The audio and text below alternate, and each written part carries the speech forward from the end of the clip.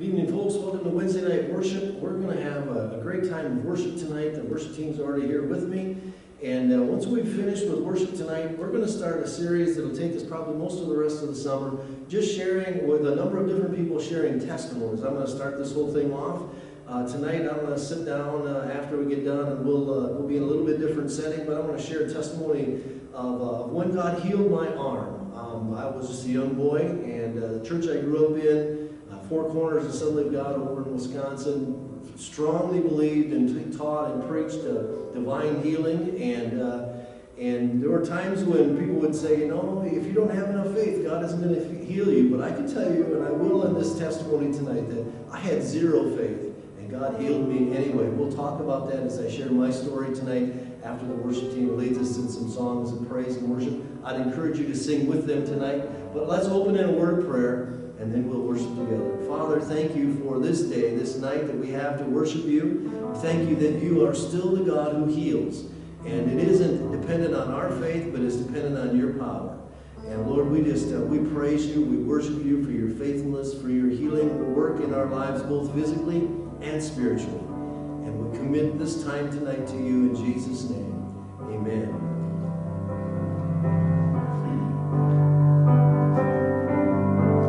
Come into your presence with singing, come into your presence with praise, and to your gates with thankful hearts. We are going to celebrate.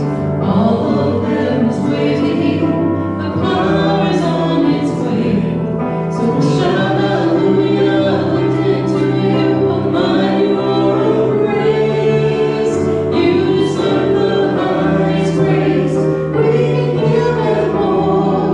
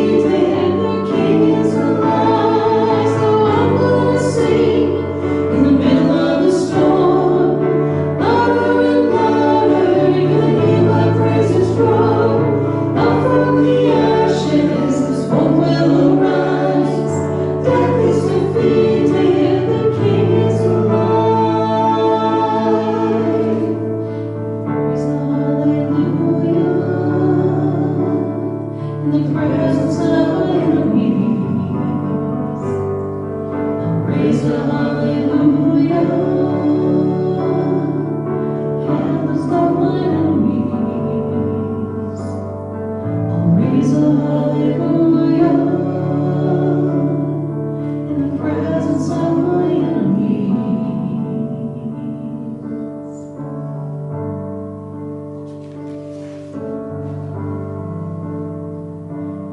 There is a song, I know it well.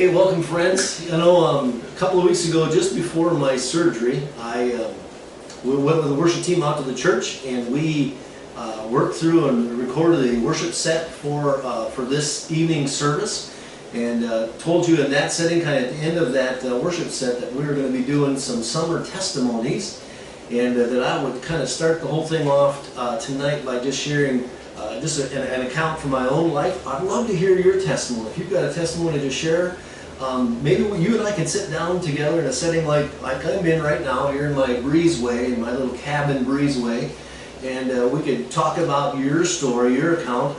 It doesn't matter. Maybe it's a salvation story, maybe it's a healing story, maybe it's a God's provision story. All of those are viable, all of those are real, and we need to hear those. The Revelation says that we overcome by the word of the Lord and the testimony of the saints. And so it's important for us occasionally to be sharing our stories, our accounts of what God has done and how He's interacted in our lives. So that's kind of what I wanted to do tonight as we kick off this summer testimony series. I want to tell you about a time I was 12 years old. It was a summer, late summer of 1974, actually early fall. School had started already, and a friend of mine who lived just a mile or so away, and we decided that we figured out that it was spawning season for trout, and so we thought, well, the best thing to do is go trout fishing when they're spawning, because they're going to bite really well. And so I mentioned something about it to my dad, and he said, you know, son, if you do that, I'm going to call the game warden, and he's going to arrest you, and I won't even bail you out. I'll just let you sit there in jail. Now, he was a little over the top in his exaggeration, a little hyperbole, but he was making a point that he didn't really want that to happen. I should say, and even as I get into this, the church that I grew up in, Little Four Corners Assembly of God Church, was a place where it just seemed that God was always moving. I can tell you story after story of people being healed, people being set free. One man in particular, I think of him, and he was in his 50s when God touched him miraculously one Sunday. The guy couldn't read or write, and within about 3 months, he could read and write. It was an amazing thing. Somebody from church kind of did some tutoring with him, but he had never learned how to do that. So I saw these things growing up, and you would think that even as a 12-year-old that I would have incredible faith based on the things that I had seen on a regular basis in that little country church there in north central Wisconsin. So back to the fishing thing, we picked a day that we were going to go fishing. It was a Saturday morning, and I snuck my fishing pole out of the house and hid it out in the long grass behind our house on the edge of the hayfield, and I dug up some worms the night before and put them in a little container and had them hidden out there in the long grass with my fishing pole. And then in the morning, my dad had gone to work, so it was a little safer sneaking out and heading back to the trout stream. And my friend came over, and he had his stuff and kind of snuck in so nobody would see him with carrying his pole and fishing stuff. And kind of at the last minute, I thought, you know, it's been rainy the last couple days. And our plan was we'll catch a bunch of fish, and then we don't want to get caught catching this bunch of fish. We don't want our parents to know that we've caught a bunch of fish, because my dad's already said he's going to call the game warden on us. So we decided we're going to build a fire out there in the woods. We'll cook our fish over the open fire and just have a feast of trout out there in the woods alongside the stream. And as I was thinking about the rain that had come the last couple of days, I decided that maybe a good thing to do was to bring a little accelerant along. And so I found one of those 8-ounce baby food jars that was empty, and I filled that with gasoline. And put it in my fishing bag, and off we went across the field out into the woods.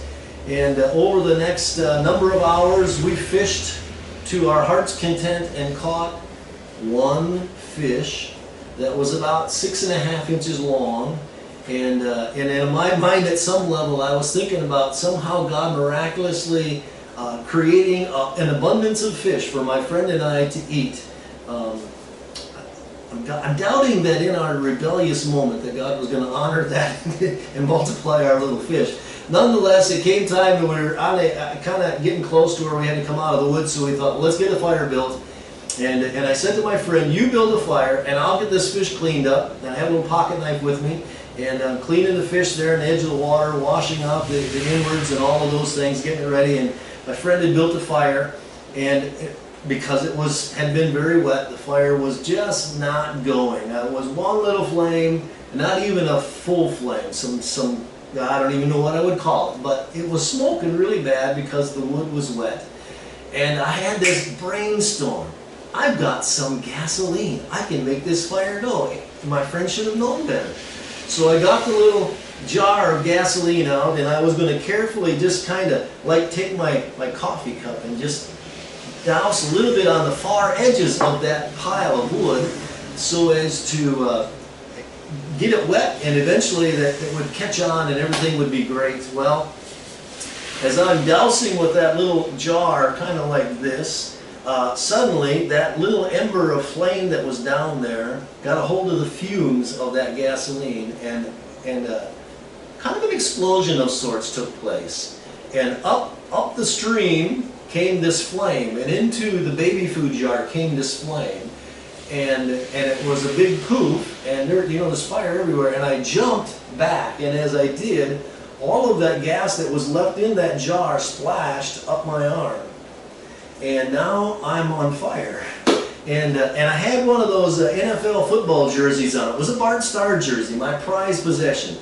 One of those nylon kind of things. And nylon, when it's really hot and melty, that really hurts. I'm just telling you, it really hurts. So my arm is on fire with gasoline and now melting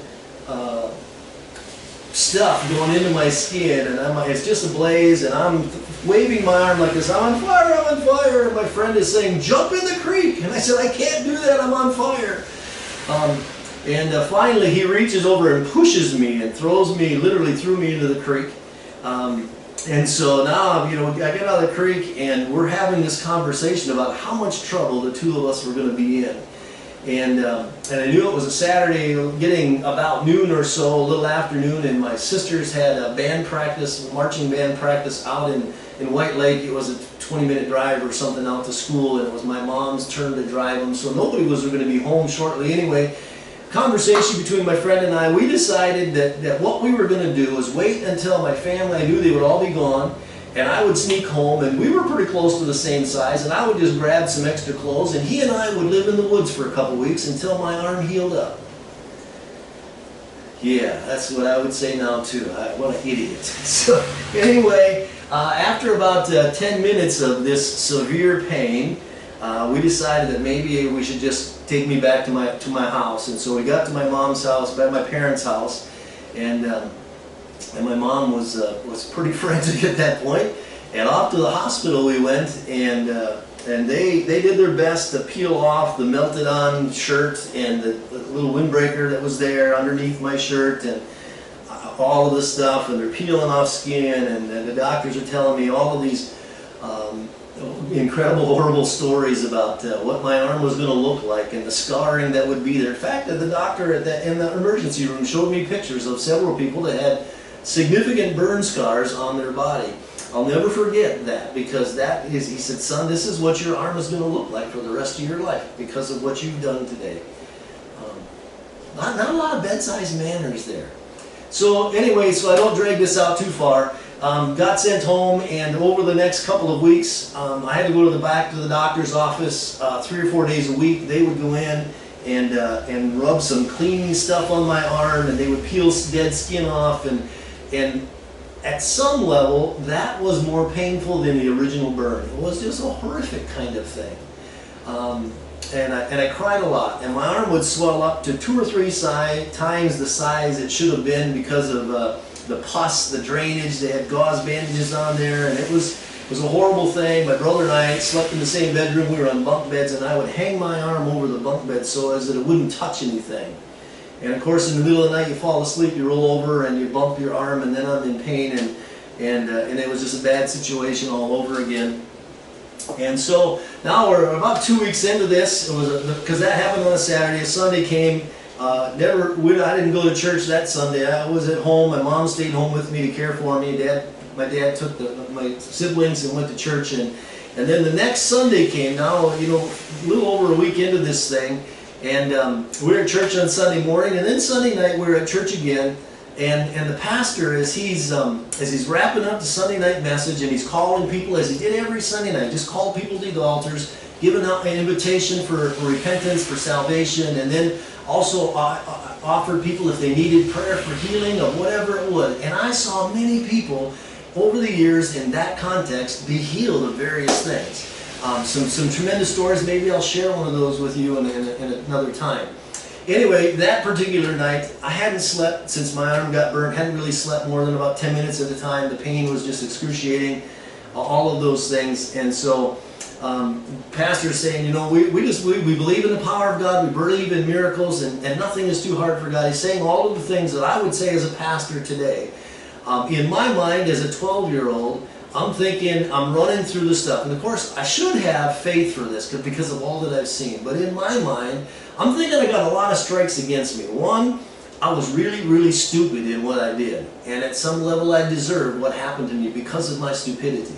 Another strike I felt like I had against me is I had zero faith. I'm telling you, I had zero faith, not only in God's ability to heal me, but in God's willingness to heal me. And then I also felt like the strike that I had against me, another strike that I had against me was my age, 12 years old. I wasn't very convinced that God was overly concerned with 12-year-old kids, especially stupid ones. And so as pastor's making this call to invite people to come forward for prayer, I was sitting in the very back of the church because that was my easy access point. I could sneak out and get outside. I didn't want people to see me crying, and I cried a lot because of the pain. And I'd been in and out of the service that night multiple times. Get outside or out in the little foyer area where the coats would hang, and just cry, and then try to gather myself back together to get back in the chair.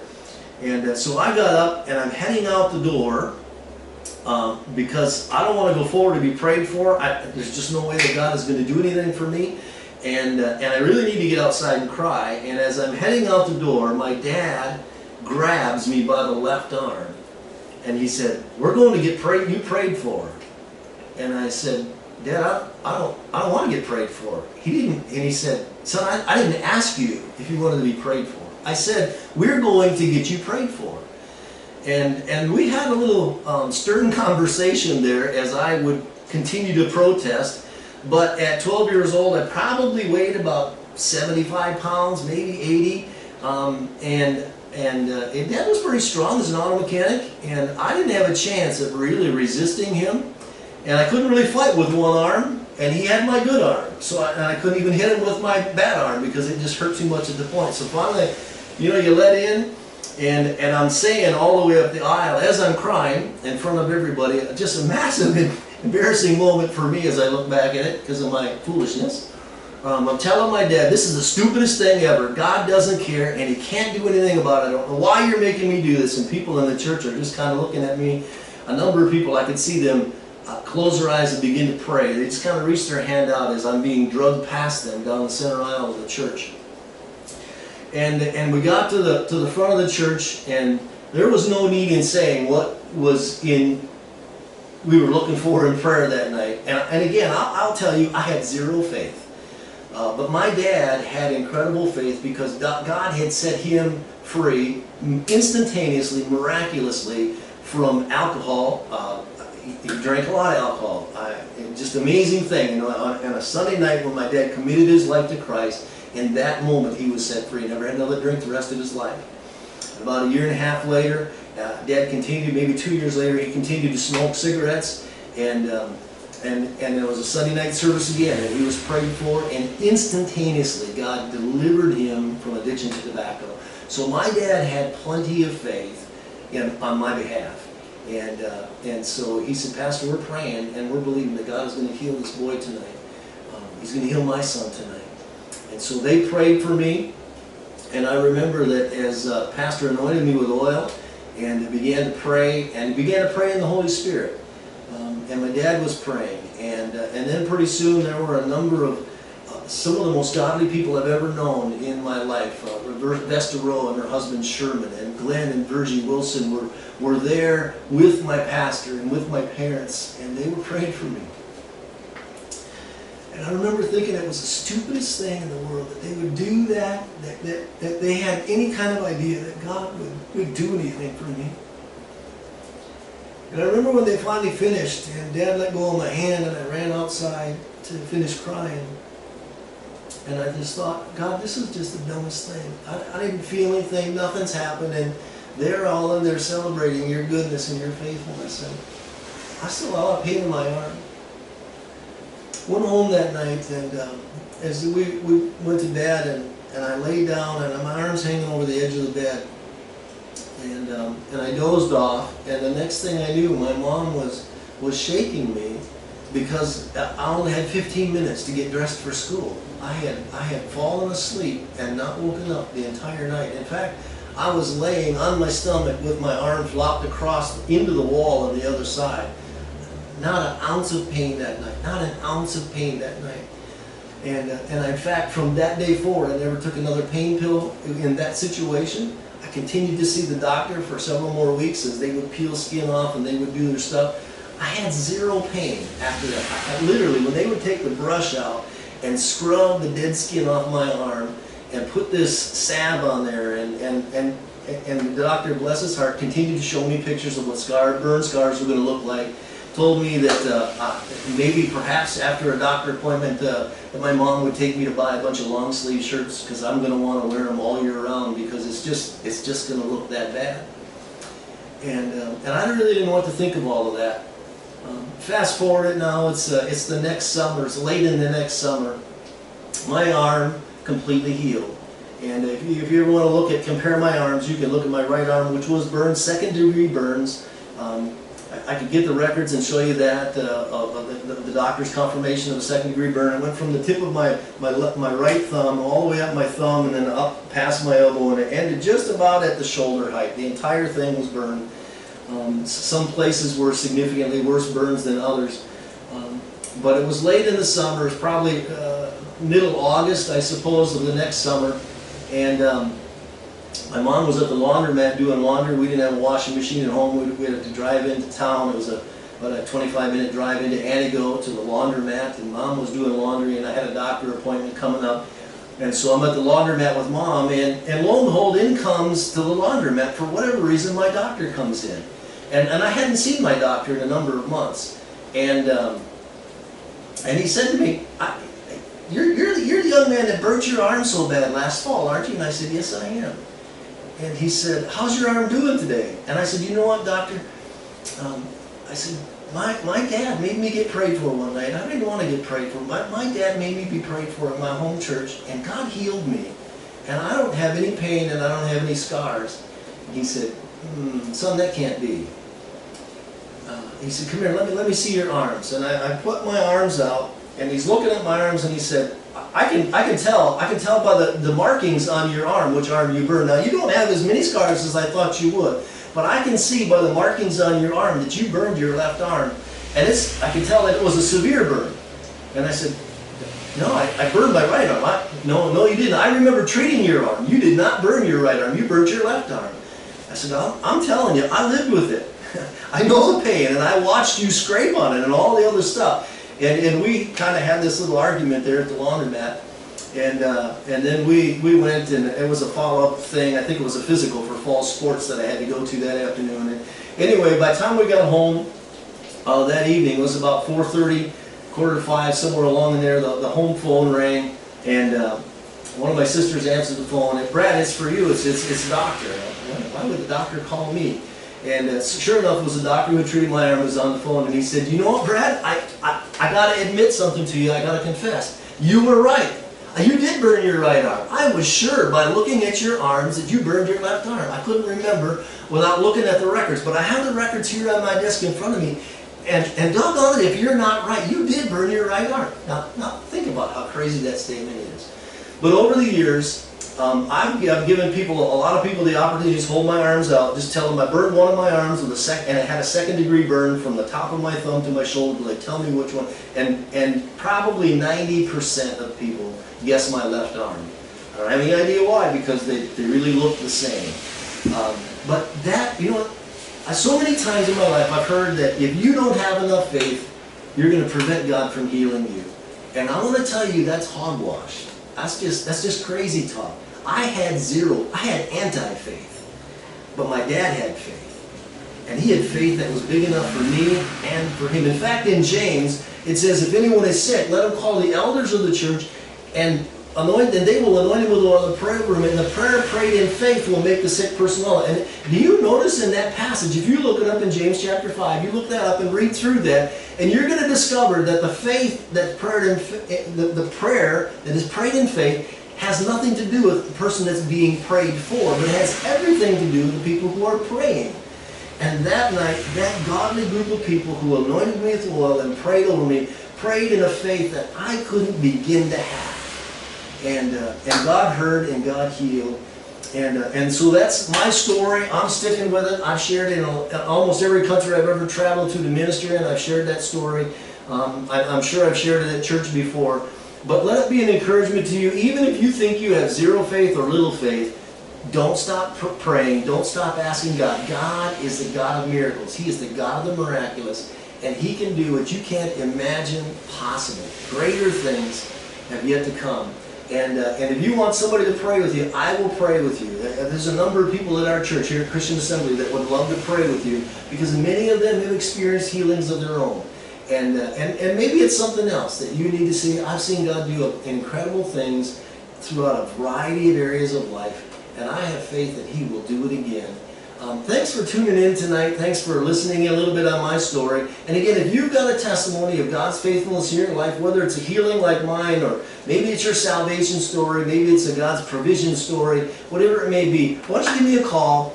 And I'd love to talk with you. I'd love for you to sit with me in this setting, and we'll talk together about your story, your account of God's faithfulness, God's miraculous power in your life. Thanks for tuning in tonight. God bless. Have a great evening.